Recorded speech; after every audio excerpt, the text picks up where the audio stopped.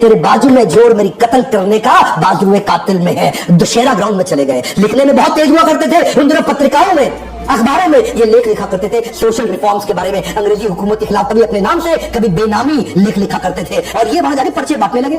Dussehra ground हजारों की भीड़ होती है, अपनी टीम तैयार करनी है, इनको लोग जोड़ने हैं, अंग्रेजी हुकूमत के खिलाफ पर्चे बांटते पकड़े गए, वहां बम फोड़ के भागने लगे, फिर पकड़े गए। और इस बार इनसे अच्छा कोर्ट जानती थी कि इसको छोड़ना नहीं है, पुलिस जानती थी अंग्रेजी हुकूमत छोड़ना नहीं है। जब बेल की बात करी 60,000 रुपए मांग लिए। ये 60,000 रुपए थोड़ा सा मैं चाहता हूं आज व्यूअर्स को कि विजुअलाइज करो, आज के 60,000 रुपए नहीं, 90 साल पहले के 60,000 रुपए। कितने कितने खेत बेच के वो जमानत देके इनको बाहर निकाला, ये अगली तैयारी में लग गए। 1928 में जब लगभग 20 साल के थे, लाला लाजपत राय जो कि थे तो उनके गुरु के समान, लेकिन विचारधारा में फर्क था। लाला लाजपत राय नरम दल के थे, ये गर्म दल के थे। उन्होंने कन्विंस कर लिया कि साइमन कमीशन के खिलाफ हम नारेबाजी करेंगे, लाहौर में ऐसी नारेबाजी करेंगे कि साइमन कमीशन वापस जाओ, वापस जाओ, वापस जाओ, बिना हथियार के करेंगे। ये लाला लाजपत राय के कहने पे आ तो गए, लेकिन वहां पुलिस वालों ने इन पे इतना लाठीचार्ज किया, इतना लाठीचार्ज किया, लाला लाजपत राय को कहीं चोटें आई और उसके बाद अस्पताल में उनका इलाज के दौरान देहांत हो गया। वो बोले थे कि मेरी मौत ब्रिटिश सरकार की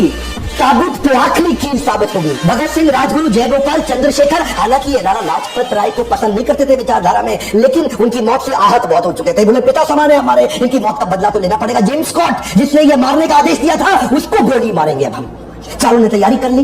वहां कोतवाली के सामने लाहौर में चारों ने अपनी अपनी जगह बना ली और स्कॉट के बाहर निकलने का थाने से इंतजार कर रहे थे कि गोली मार के भागेंगे। उसको गलती हो गई, स्कॉट की जगह डिप्टी सुपरिटेंडेंट ऑफ पुलिस उस समय सॉन्डर्स वो बाइक से निकला और राजगुरु ने उस पर गोली चला दी। एक गोली मारी उसको, यहाँ भगत सिंह भाग के आए, 3 गोली सर में और मार दी, इंश्योर कर दिया खत्म कर दे। पीछे से एक वही थानेदार हिंदुस्तानी था, वो भागते हुए आया था उस समय। बोला चंद्रशेखर आजाद ने तुझको नहीं मारना चाहते, तू इंडियन है, वापस चला जावा। लेकिन क्योंकि वो पुलिस के इन्फ्लुएंस में ब्रिटिश सरकार के था, उसको भी गोली मार के ये भाग गए। डीएवी कॉलेज था वहां पे, उसकी बिल्डिंग के पीछे से वहां इनकी चलती थी, छुपते छिपाते भाग के निकले। अब धरपकड़ चालू हो गई।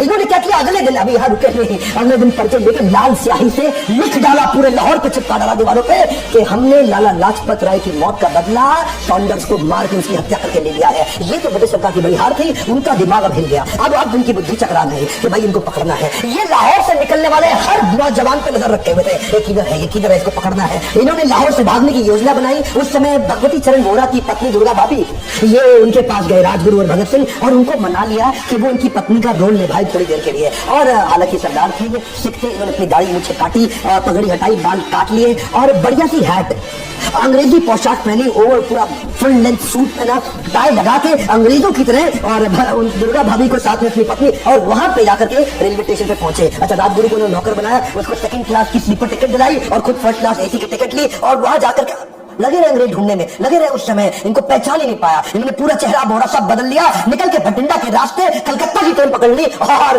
निकल गए। ब्रिटिश सरकार की मजदूर विरोधी नीतियों से ये बहुत दुखी थे, परेशान थे, उसके खिलाफ आवाज उठा रहे थे, ब्रिटिशर सुन नहीं रहे थे। फ्रेंच रेवोल्यूशन के दौरान 1893 में फ्रेंच असेंबली के अंदर भी लो इंटेंसिटी का बॉम्ब फेंका गया। उन दिनों ये किताबें पढ़ते ही थे, दुनिया भर में देख रहे थे कि आजादी के लिए क्या क्या चल रहा है, इन्होंने भी तैयारी करी। बटुकेश्वर दत्त को अपने साथ लिया, एक लो इंटेंसिटी का बॉम्ब तैयार किया और कुछ पर्चे लिखे वहां पे, और अचानक वहां पे जाके असेंबली, सेंट्रल असेंबली में पहुंच गए, खाली जगह ढूंढी और वहीं बॉम्ब फेंक दिया। लो इंटेंसिटी का बॉम्ब था, किसी को नुकसान ना पहुंचे, धुएं का गुबार हो गया। पर्चे उठा के हवा में फेंके और हर पर्चे पे लिखा था बहनों को सुनाने के लिए धमाका जरूरी है। क्या बोले, बहनों को सुनाने के लिए धमाका जरूरी है। और ऐसा धमाका, धुएं के गुबार में भाग के निकल सकते थे, चाहते तो चुपचाप वहां से चले जाते, लेकिन वहां गायब हो जाते, कोई पकड़ नहीं पाता, लेकिन जानबूझ के वही चिल्लाना इनकलाब जिंदाबाद, इनकलाब जिंदाबाद, और जाके अपने आप को पकड़वा दिया कि ले लो मुझको। ये एक ऐसा लड़का था, सबको जीना पसंद है और मौत भी सबकी आनी है। ये वो लड़का था जो अपनी डेथ को डिजाइन कर रहा था। ये चाहता था क्या मुझे अंग्रेजी हुकूमत पकड़ ले, क्योंकि हो सकता है माहौल ठंडा होने वाला है। सोचिए, एक 21 साल का लड़का अपनी कुर्बानी की, अपनी डेथ को डिजाइन करने जा रहा है, शहीद होने जा रहा है। कहता है मुझको पकड़ो और मैं तो वैसे अनार्किस्ट हूं, मैं तो वैसे ही आपकी हुकूमत, मुझको गोली मार दो, मुझको गोली मार दो। जिसको फांसी की सजा सुनाई गई इन दोनों को। अब इनका लगभग 2 साल का कारावास था,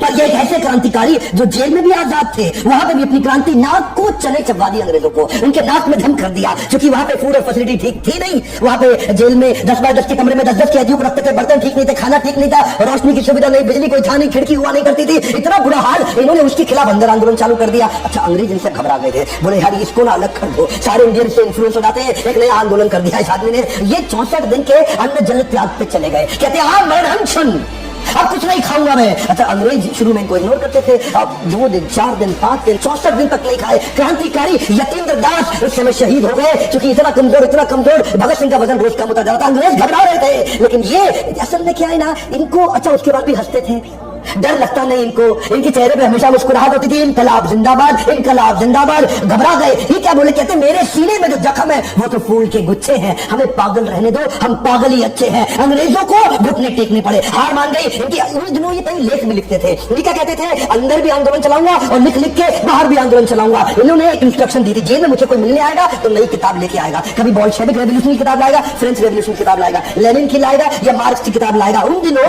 ये बिल्कुल सोशलिस्ट रिफॉर्मर हो गए थे। ये पहले सोशलिस्ट लीडर थे हमारे कंट्री के। उस समय HRA को HSRA इन्होंने कर दिया, सोशलिस्ट रिफॉर्म अपने मूवमेंट को बना दिया। देखते ही देखते 300 किताबें और पढ़ डाली और 3000 पन्ने लिख भी डाले।